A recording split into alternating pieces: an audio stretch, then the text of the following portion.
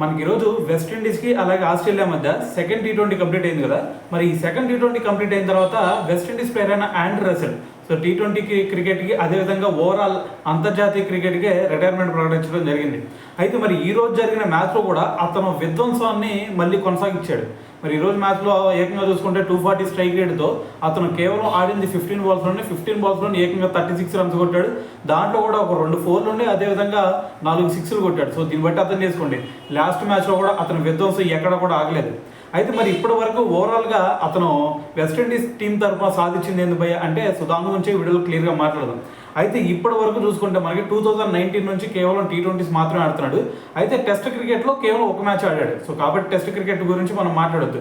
So మరి మనకి మనకి టీ20 క్రికెట్లో కనుక ఒక్కసారి చూసామంటే ఇప్పటి వరకు ఆండ్రూ రసెల్ 84 టీ20 మ్యాచెస్ ఆడితే దాంట్లో ఏకంగా 1078 రన్స్ చేశాడు. సో మరి దీంట్లో కూడా ఒక 3 హాఫ్ సెంచరీలు ఉన్నాయి అనమాట. యావరేజ్ చూసుకుంటే 22 ఉంది.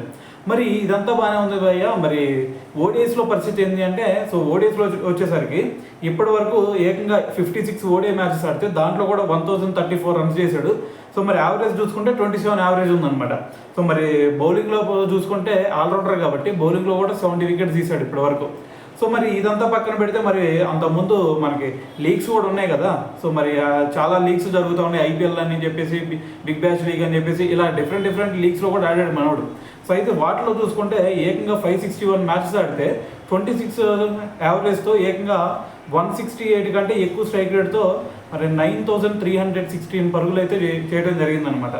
అయితే దీంట్లో కూడా ఒక 2 సెంచరీలు ఉండి అలాగే 33 హాఫ్ సెంచరీస్ కూడా ఉన్నాయి అనమాట. సో మరి ఏదేమైనా సరే మరి ఆండ్రూ రసెల్ని వెస్టిండీస్ టీం మిస్ అవ్వడం అనేది, సో ఇది చాలా బ్యాక్ డ్రాప్ అనే చెప్పాలి వెస్టిండీస్ టీంకి కూడా. ఎందుకంటే రీసెంట్గా చూసుకుంటే నికోలస్ పూర్ణ కోల్పోయారు, ఇప్పుడు చూసుకుంటే ఆండ్రూ రసెల్ని కూడా మిస్ అవుతున్నారు. కాబట్టి మరి వాళ్ళకల్లా హిట్టర్స్ ఎవరైతే ఉన్నారో సో వాళ్ళందరూ కూడా వరుస పెట్టి లీగ్స్ ఆడటానికి బయటికి వెళ్ళిపోతున్నారు. సో మరి దీని గురించి రీసెంట్గా బ్రెయిన్ లారా కూడా మాట్లాడాడు కదా. సో మరి దీని అంతటికి కారణం ఏంటి అంటే వెస్టిండీస్ క్రికెట్ బోర్డు దీని అంతటికి కారణం అని చెప్పేసి మరి ఆ రోజు బ్రెయిన్ లారా కూడా ఒక ఇంటర్వ్యూలో అయితే మాట్లాడటం జరిగిందనమాట.